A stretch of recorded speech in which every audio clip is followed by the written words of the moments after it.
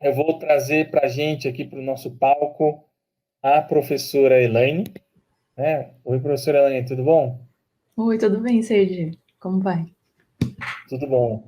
Agradeço já de prontidão, de primeira mão aqui, a participação da professora Elaine num sábado, né? Num sábado de tarde, ela poderia estar comendo um churrasquinho, ela poderia estar com a família e está aqui com a gente, né? Querendo compartilhar um pouquinho do que ela faz, porque ela faz muita coisa, né? Então ela vai compartilhar um pouquinho do trabalho dela, principalmente nessa área, né, de Learning Analytics. É uma pesquisadora importante na nossa área, na nossa comunidade de informática e educação. Então, a professora Elaine é professora associada, né, do Instituto de Computação da Universidade Federal do Amazonas. Ela é doutora em informática e educação pela Universidade Federal do Rio Grande do Sul e mestre em física aplicada pela Universidade de São Paulo, aqui na USP de São Carlos. E, por fim, bacharel em ciência da computação aqui em São Carlos. Então, vocês viram que ela transitou em vários locais, inclusive em vários estados diferentes. Ela tem essa visão mais abrangente de todo o contexto de ensino-aprendizagem do nosso país. E é muito interessante, então, a gente aprender um pouquinho com a professora Elaine. Então, mais uma vez, muito obrigado, professora Elaine, e eu deixo, então, o palco para você apresentar o seu trabalho, tá bom? Puxa, eu que agradeço, Sergi. Obrigada pelo convite. Provavelmente, se eu não estivesse aqui, eu ia estar trabalhando, então está sendo bom do mesmo jeito, tá? Eu vou começar, então, tentando compartilhar minha tela para apresentar o que eu tenho para falar hoje. Vocês estão vendo?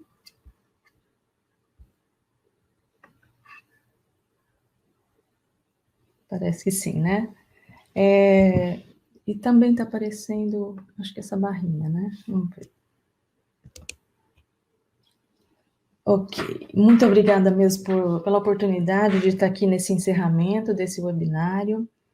É um prazer mesmo estar aqui. Eu acompanhei um pouquinho a conversa aí com o professor Cede e os tutores, um trabalho fantástico.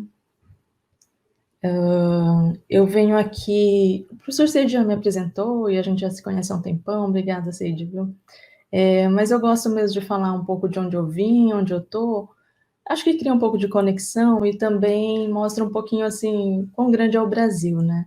Eu sou do Instituto de Computação da Universidade Federal do Amazonas. Eu gosto de mostrar essas fotos porque o nosso campus é na maior reserva urbana do mundo, tá lá no Guinness. A gente está na cidade, mas a gente está no meio da floresta também. E ali tem uma montagem de, acho que 25 fotos de um drone que o Newton Monteiro, tem um Insta dele aí, fez da nossa entrada. Então, eu gosto de mostrar isso, assim, quando as pessoas vêm nos visitar, eles gostam também desse campus tão diferente, né? O Cid já falou também um pouquinho da minha trajetória, e eu gosto também de voltar para a USP de São Carlos, porque ali foi a minha casa, ali que eu me formei, então é um prazer.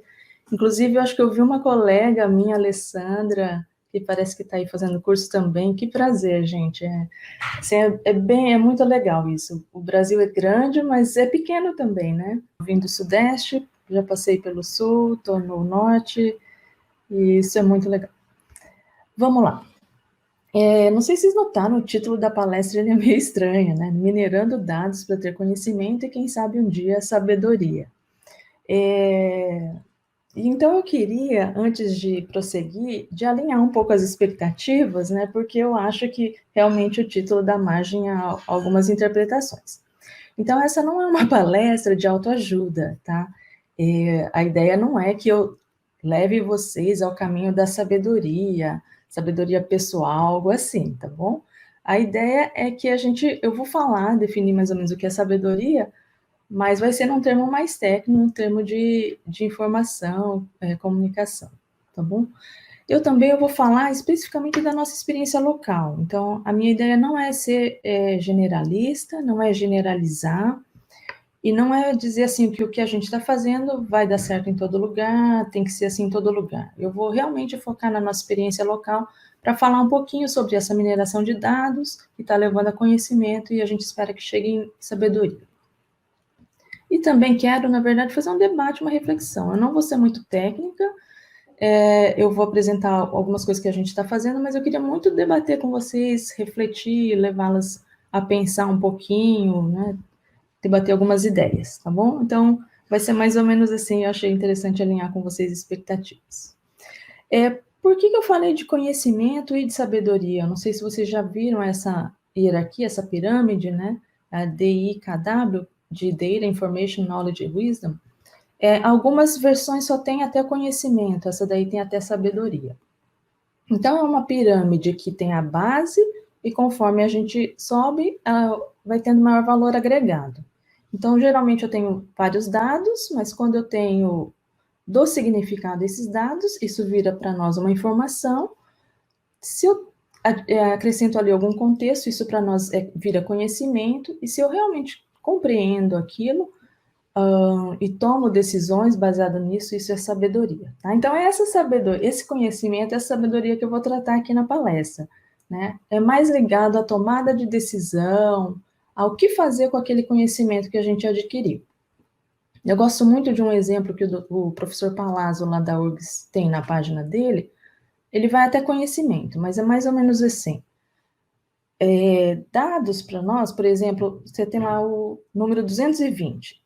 220 é um dado, né? Mas é um dado que pode significar muitas coisas. Pode significar, não sei, um valor, um peso, né? Mas se eu falo 220 volts, aí isso para mim já é uma informação. Eu tenho lá uma unidade, né? Uma unidade física, e isso já traz para mim algo a mais, um significado.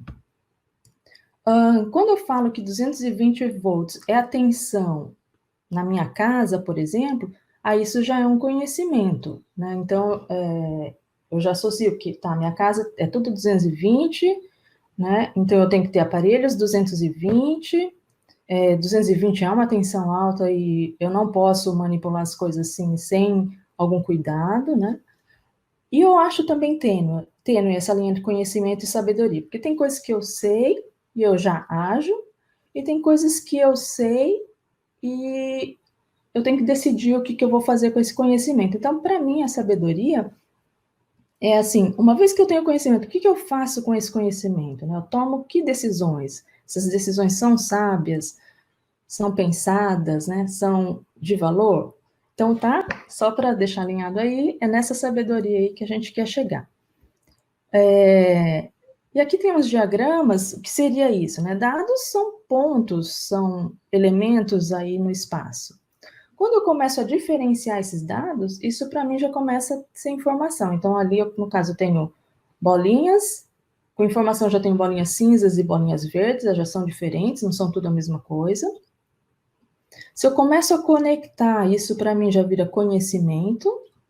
Né? Ali tem um outro conceito que é ideia, porque já é de um outro site, né? Entre conhecimento e sabedoria pode ter ideia, então você tem pontos diferentes e você pensa, olha, eu tenho isso e isso. Isso de repente vira uma ideia, vira uma inovação.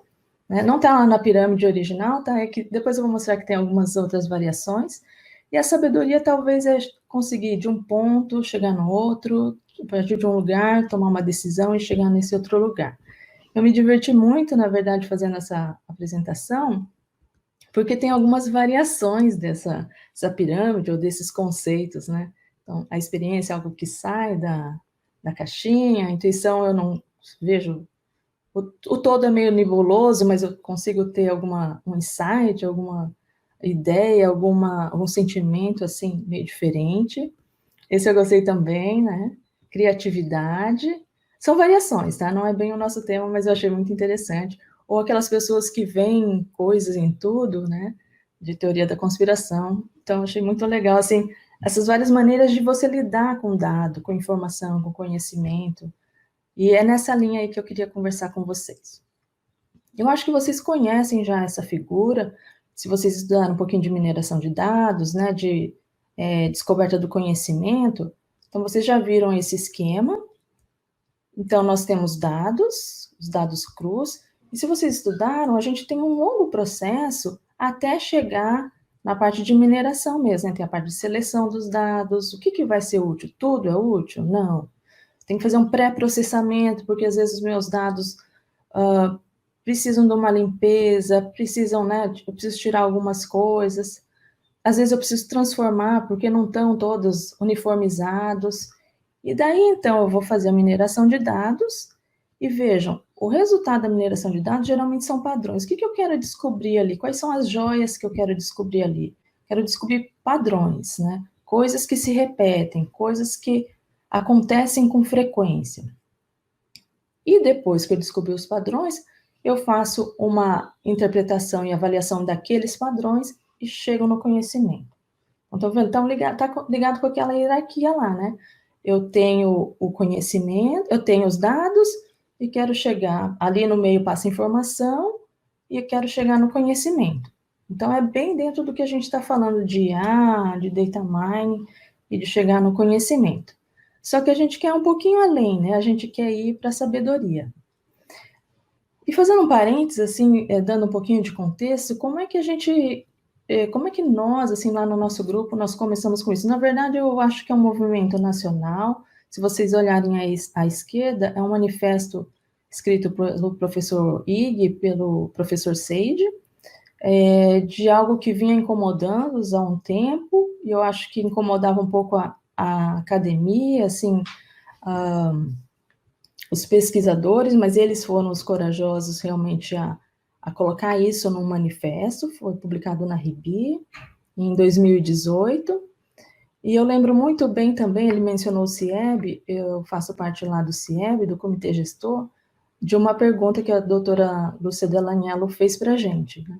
Ela falou assim, se tem um gestor que quer adotar uma tecnologia, sei lá, no município dele, né, no estado dele, quais são as evidências que nós temos, como é que a gente pode dizer para ele que é melhor ele escolher essa tecnologia do que a outra no contexto dele?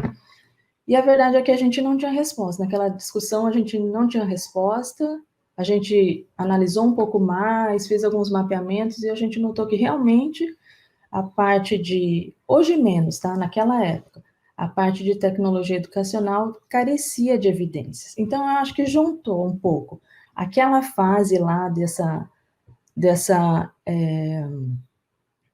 incômodo que a gente tinha, né?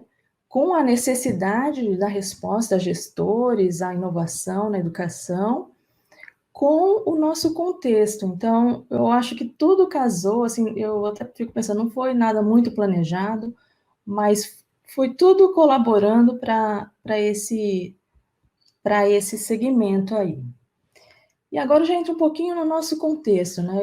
Eu sou professora da UFAM, nós ministramos uma disciplina introdutória, e isso é em toda a universidade. Uma disciplina introdutória de programação, que no nosso caso é IPC. Nós ministramos essa disciplina para 17 cursos diferentes, que não de computação, então os cursos de engenharia e de ciências exatas. Por ano, nós atendemos uns 700 alunos. O interessante é que a gente vem acompanhando essa disciplina e também foi meio por acaso, assim. Acho que porque é um curso, é uma disciplina que atende vários cursos, são vários professores envolvidos, a gente começou a se organizar. E a gente já tem registro aí de 10 anos de curso, ele é mais antigo, mas há 10 anos a gente registra as taxas aí de aprovação, reprovação e desistência. Então, por exemplo, à esquerda aí tem o período ímpar nosso e o par. Eu estou mostrando isso só para contar um pouquinho da nossa motivação, né? No gráfico da esquerda, se vocês olharem, e olhem mais, por exemplo, a linha azul, tem a nossa taxa de aprovação, o que é baixa. Vejam a linha lá dos 50%, né? 50%, ó, foram poucos os anos que a taxa de aprovação foi 50%, maior que 50%, e isso é muito grave. Mais da metade não passa nessa disciplina, né? É uma disciplina introdutória. Tem vários motivos, a gente vem investigando, um deles talvez seja a falta de motivação, né? Não são da computação e tem que fazer essa disciplina, então eles não viam a importância. Cada vez mais a gente tenta trazer isso para eles. Bom, e a gente vai acompanhando, a gente não vê muito nenhuma tendência, a gente, em 2015, começou a adotar uma metodologia mais prática deles irem para o laboratório Porque programação é isso, você tem que programar, você tem que fazer, né, os exercícios. Então, a gente começou com uma metodologia mais prática, a gente achou que tinha lá uma tendência de aumentar a taxa. Em 2017, a gente incorporou alguns elementos a gente incorporou gamificação, né, com alguns elementos, mas lá em 2019 a gente levou uma rasteira. Do nada, sem a gente entender por quê, a taxa de aprovação foi 30%. Então, a gente viu, e já há algum tempo a gente vê que aqui nós temos um problema, e é um problema, na verdade, mundial, a gente já tem estudado na literatura, e a gente achou que é um problema que dá para a gente atacar, dá para a gente estudar a fundo. Então, isso é uma das coisas que eu trago também da mineração. A gente tem os dados e a gente pode analisar a fundo isso, né? Então, a gente tomou esse desafio de analisar a fundo. Se vocês olharem à direita, o gráfico do período par, que a gente chama de barra 2, ele não faz nenhum sentido. A gente não consegue encontrar, não tem nenhum padrão ali, né? E é um desafio muito grande para a gente entender o que se passa. E aqui eu faço uma pausinha. Eu acho que, assim, às vezes eu olho para esses gráficos meio desesperado, mas eu acho que é normal, porque, assim, são professores diferentes, são alunos diferentes entrando todo ano, todo período, né? Então, não tem mesmo como ser... Nós somos seres humanos, a educação é multifatorial, é muito difícil eu, assim, em poucas palavras, em poucos estudos, já desvendar esse mistério, né? É realmente um mistério aí. São muitos fatores, muitas variáveis que envolvem a educação, e quem trabalha com educação sabe disso, né? Uma das coisas que nos ajudou muito a manter esse registro é que nós temos um juiz online que foi desenvolvido pelo professor, está sendo desenvolvido pelo professor Davi, que é do nosso instituto. Isso ajudou muito a tornar a disciplina prática, né? Então, os alunos realmente vão para o laboratório, eles realmente programam, não só programam, mas eles submetem os programas para avaliação, a correção é automática, então eles não têm que ficar esperando o professor dar feedback, o monitor ou o tutor. O próprio sistema já corrige, já dá feedback, então isso ajudou muito. E uma das outras coisas que ajudou muito é que a gente faz uma coleta de dados bem granular, assim, no nível de teclas mesmo, né, de digitação, da interação do aluno com o ambiente. E com esses dados, a gente está conseguindo analisar algumas coisas e ter algumas informações. Nós guardamos tudo isso num dataset que está aberto. Eu esqueci de colocar o endereço lá, mas ele é bem fácil de encontrar na internet. E aí, só para vocês terem uma ideia, né, dos números e da quantidade de informação, de dados, informação e conhecimento que a gente pode gerar daí, tá? Estamos abertos à colaboração. Para vocês terem uma ideia, a gente tem, por período, varia, né?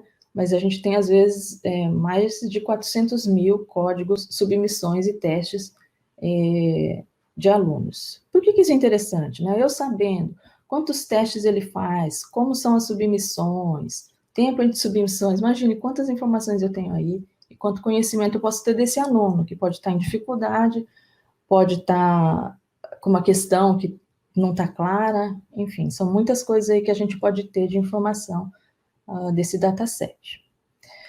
Eu vou apresentar aqui, basicamente, o trabalho de um aluno, que é o Felipe Duan, o Armando até conhece, o Seide também, acho que vários conhecem, na verdade, porque ele realmente tem trabalhado a fundo nisso, ele está com resultados bem promissores. Isso daqui é de uma publicação nossa, em que a gente... Bom, primeiro, o trabalho dele é mais sobre predição. Então, eu olho o início do curso, 2 primeiras semanas, 4 primeiras semanas do curso, e já tento predizer se aquele aluno vai passar ou vai reprovar, né? Claro, não é com uma acurácia de 100%, é uma predição. Pelo comportamento dele naquele início, né? Tem algo que me diz sobre o desempenho final dele, a nota final dele.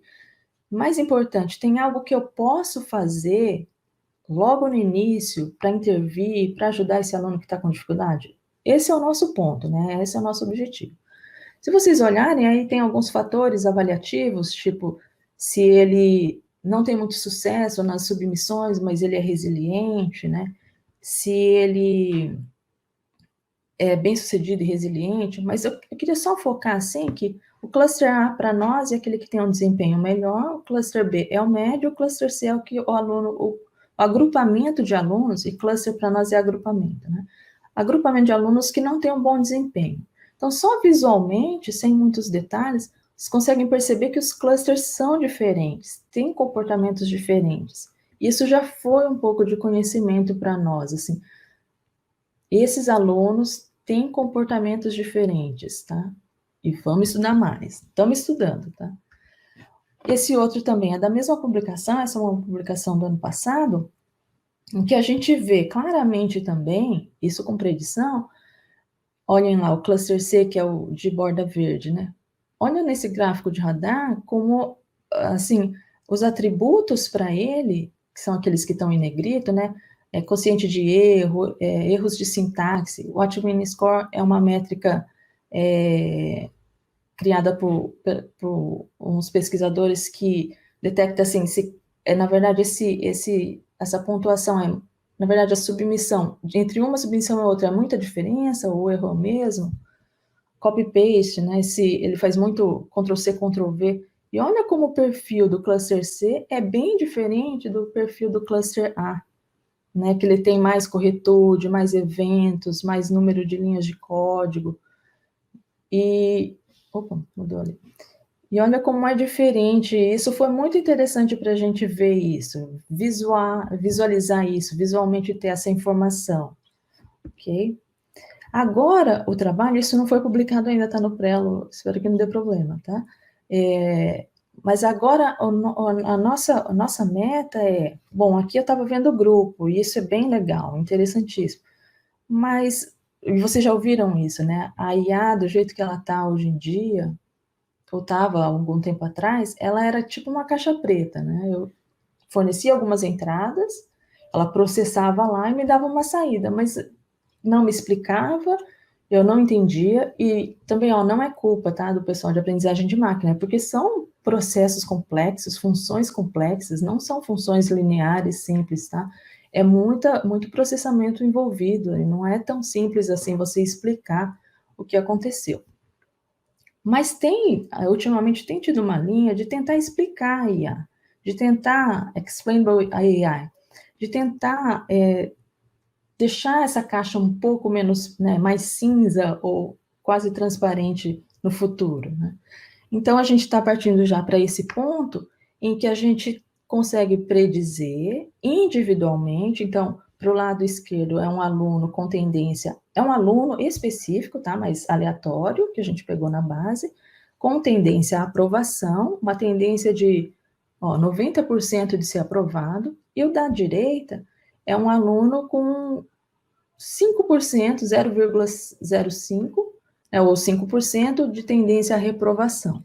E olhem aí é o perfil, tá, dele e os atributos. E cada ponto aí, assim, o quanto isso está influenciando na nossa predição. E olhem que interessante. Então, claro, né, que a primeira nota do aluno, aquela primeira provinha que ele faz, vai influenciar muito, tanto para o aluno que vai ser aprovado, isso tem um peso grande, quanto para o aluno que tem tendência à reprovação, corretude também, mas aí já começa a mudar um pouquinho a importância do atributo para aquele aluno com tendência à aprovação ou reprovação, né? Número de linhas de código, procrastinação. Então, o gráfico da esquerda, por exemplo, ele está mostrando os atributos que mais pesam para ele ter esse bom desempenho. E no da direita, os atributos que mais pesam para ele ter esse desempenho de reprovação. Um aluno específico, tá? E é mais ou menos isso aqui que a gente faz. E como é que a gente está conseguindo fazer isso, no caso do Felipe, né? A gente está usando o SHAP Method, que é o Shapley Additive Explanations, um framework unificado para tentar interpretar essas predições. Ele é baseado na teoria de jogos, aí estão as duas referências, elas são bem recentes e elas são bem robustas de como isso é feito, porque também não é um processo simples. Mas é mais ou menos assim, eu tenho muitos fatores que influenciam um resultado, né, no caso de jogos, ou no caso da educação, tenho muitos fatores. Qual é o fator causal? Quais são os fatores causais? Não sei, né? Então, qual é a ideia? Então, eu tenho vários fatores. Então, eu tiro um, faço a predição com os outros. E faço isso N vezes, de muitos jeitos. Aí, coloco ele de novo, tiro o outro e faço as predições de novo. E faço isso inúmeras vezes, eu nem sei quantas vezes o Felipe faz isso. Até tentar chegar num resultado robusto que diga, esse fator tem esse peso, esse fator tem esse peso.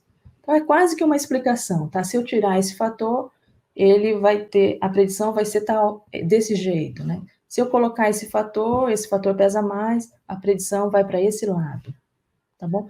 E é nessa linha que a gente está tentando ir. A gente está tentando explicar a IA, tentando explicar para o professor, que para o professor não basta eu falar, ó, o aluno está com tendência a reprovar e pronto, faz alguma coisa. Ele tem que saber por quê, ele tem que estar seguro dessa decisão.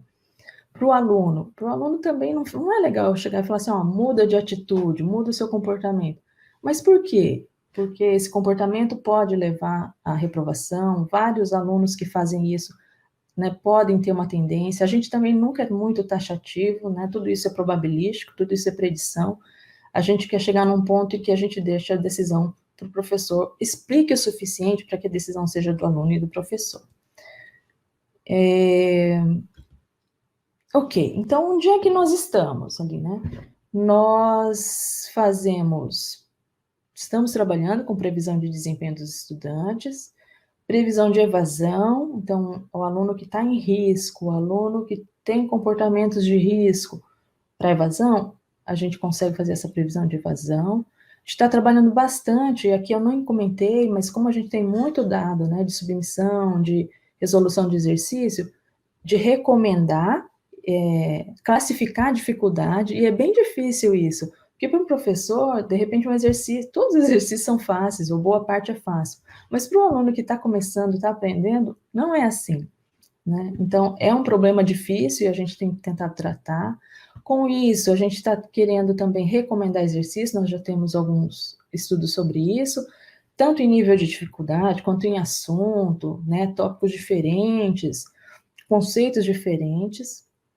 Estamos trabalhando com trilhas de aprendizagem, que importa para nós o caminho que ele faz ali no sistema, a motivação, né? Se ele tem uma certa motivação de performance ou de aprendizagem, isso influencia na trilha dele, tá? Então, é mais ou menos aí que nós estamos. E onde que a gente quer chegar? Então, aqui é onde nós estamos, né? Indo de data mining para conhecimento. E onde que a gente quer chegar? A gente quer chegar ali na sabedoria, né?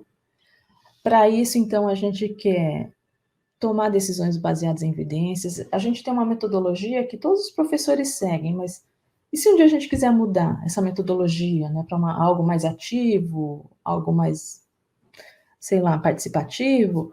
Vamos tomar essa decisão baseada em evidências, né? O segundo é tornar a IA explicável mesmo. Vamos tentar explicar e não simplesmente cuspir um resultado e achar que o professor vai acatar, né, aquele resultado ou o aluno. Outra coisa que a gente quer atingir é sempre ter sistemas híbridos. Então, tem coisas que realmente a gente quer automatizar, porque dá para automatizar, isso não precisa de tanta decisão, isso facilita o trabalho do professor. Mas, no geral, a gente quer sistemas híbridos, né? Humano-computador, humano-computador. Assim, o computador não toma nenhuma decisão sozinho. Sempre quem dá a última palavra, quem interfere, quem decide, é o humano, é o especialista, né? E também a gente quer chegar num ponto de sabedoria, assim, em que a nossa decisão seja, vamos deixar os alunos autônomos, vamos deixar eles aprenderem como eles querem aprender, no ritmo deles, né? Claro, tem metas, tem resultados, mas vamos deixar? Essa é onde a gente quer chegar. A gente quer chegar nesse nível de sabedoria, então, voltando lá, né, para o início da minha palestra, a gente já está caminhando para o conhecimento, mas, como eu falei, nós não conhecemos tudo, nós estamos engatinhando ainda no início, mas a gente quer chegar nesse ponto em que a gente consiga tomar decisões baseadas em conhecimento e em evidências, tá? E isso só é possível porque a gente tem uma equipe maravilhosa, temos aí 2 professores no grupo, né? O professor Davi, o professor Leandro, e eu não estou na foto, eu bati. A gente tem uma equipe maravilhosa de alunos, de pós-graduandos e de graduação, mas como eu disse, são alunos, então ninguém aqui é totalmente full-time para pesquisa, né? Isso é interessante no Brasil. Eu não sou, os meus colegas também não, e os alunos também não. A gente, além de pesquisa, a gente está interessado em formar esses alunos, e os alunos, além de fazer pesquisa, estão interessados em se formar, né? Ainda assim, eu acho que a gente tem conseguido resultados muito interessantes, mas como eu disse, a gente está engatinhando ainda. E para finalizar, eu queria conversar com vocês, né? Porque eu sei nem todo mundo está no mesmo contexto que eu, ou que o professor Seide, né? Eu sei que tem professores da educação básica, tem alguns que não são professores, mas como é que vocês podem começar a fazer isso, né? Minerar dados para chegar em conhecimento e, quem sabe, lá na frente tomar decisões baseadas nesse conhecimento. Então, sempre... e daí são 3 áreas, assim, que a gente pode dividir. Isso é uma contribuição lá do professor Rafael, a professora Tassiana e da Elida, num curso que eu participei. Então, Learning Analytics é auxílio à tomada de decisões acadêmicas, né? Academic Analytics é tomada de decisões já em termos organizacionais. E o Educational Data Mining já é quando eu encontro padrões e consigo fazer uma interação automática. O que tudo isso tem em comum? Tudo isso usa dado, né? Então, a recomendação que eu faria para vocês é comecem a registrar ações de vocês, o que vocês fazem, né? Coletem dados. Eu sei que também às vezes não é fácil, então por isso eu sugiro colaboração com pessoas de outras áreas, né? Vários níveis, enfim, para formar um grupo de colaboração e conseguir coletar esses dados, porque para fazer mineração precisa de dados. O segundo ponto ali é que o foco é no sucesso do aluno. Então, isso eu acho muito importante a gente nunca esquecer. A gente não está fazendo pesquisa por fazer, ou só para ter resultado, a gente foca no aluno. E também o foco no professor, tá? Para ser bem sincero. A gente quer que o aluno seja bem sucedido, a gente quer melhorar o processo de aprendizagem, a gente quer entender para poder melhorar, né? E outro é planejamento e estratégia de tomada de decisões. Então, ainda que às vezes não seja tudo bem planejadinho, né, tal, mas é bom que seja planejado de uma forma estratégica para auxiliar na tomada de decisões. Isso também não elimina, não tira de nós, assim, todo aquele conhecimento que nós temos, empírico, de sala de aula, que é muito valioso, mas que às vezes a gente não registra, a gente usa muito para nós e para os nossos colegas, mas se a gente compartilhasse, registrasse, compartilhasse isso, talvez a gente tivesse resultados mais amplos, né? Então, essa é a mensagem que eu queria dizer, assim, todo mundo consegue fazer, com maior ou menor grau de dificuldade, né? Claro, isso toma um pouco de tempo, mas começando a registrar, há um grande potencial disso virar, mais para frente, uma decisão baseada em conhecimento. Tá bom? Aqui são as referências que eu usei. Muito obrigada, esse é o meu e-mail, e aqui umas fotinhas de Manaus, do Amazonas, para vocês virem visitar um dia, estão convidados. Obrigada.